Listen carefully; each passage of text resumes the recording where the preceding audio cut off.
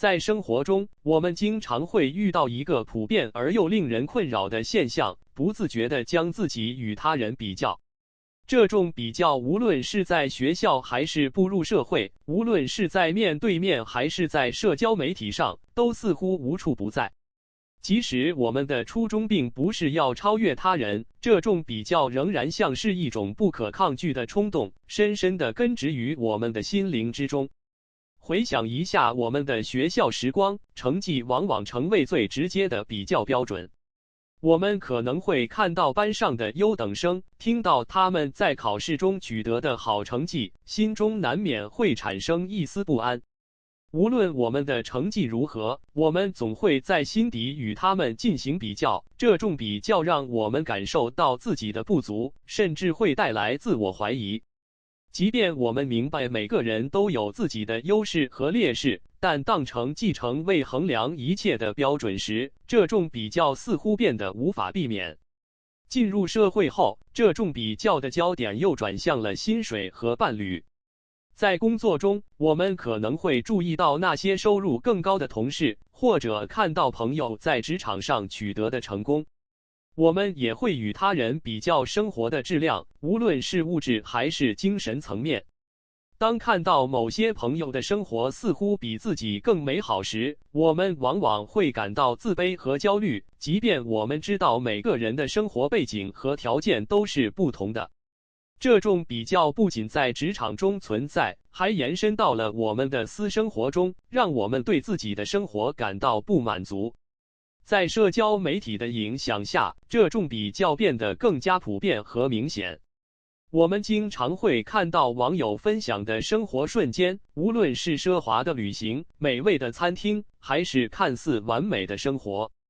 这些内容经常会引发我们的焦虑，让我们对自己的生活产生疑问。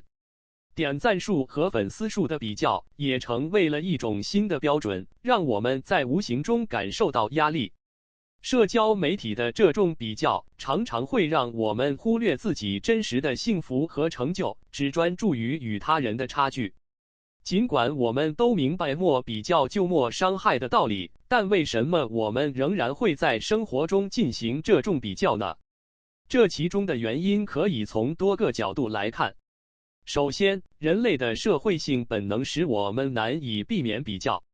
自古以来，人类就生活在群体中，社会比较的本能有助于我们了解自己的地位和角色。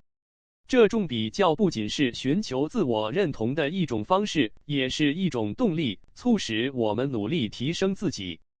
然而，当这种比较超出了合理范围，就会变成一种焦虑和压力的来源。其次，社会文化和价值观的影响也是一个重要因素。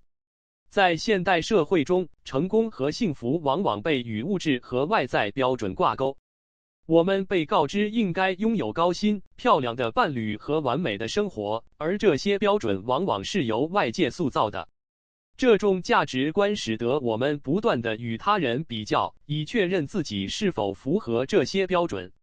然而，这种标准的背后往往忽略了个体的差异和内心的需求。再者，心理学研究也表明，自我比较是一种寻求安全感和自我价值确认的方式。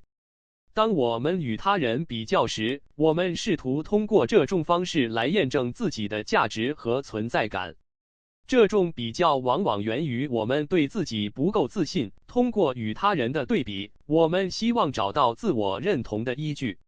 然而，这种方式往往会带来相反的效果，让我们更加焦虑和不安。那么，如何才能减少这种比较带来的负面影响呢？首先，我们需要认识到每个人都是独特的，拥有不同的背景、经历和条件。将注意力转向自身的成长和幸福，而不是一味地关注他人的生活，能够帮助我们找到内心的平静。其次，我们应该学会感恩和欣赏自己所拥有的，从而增强自信和幸福感。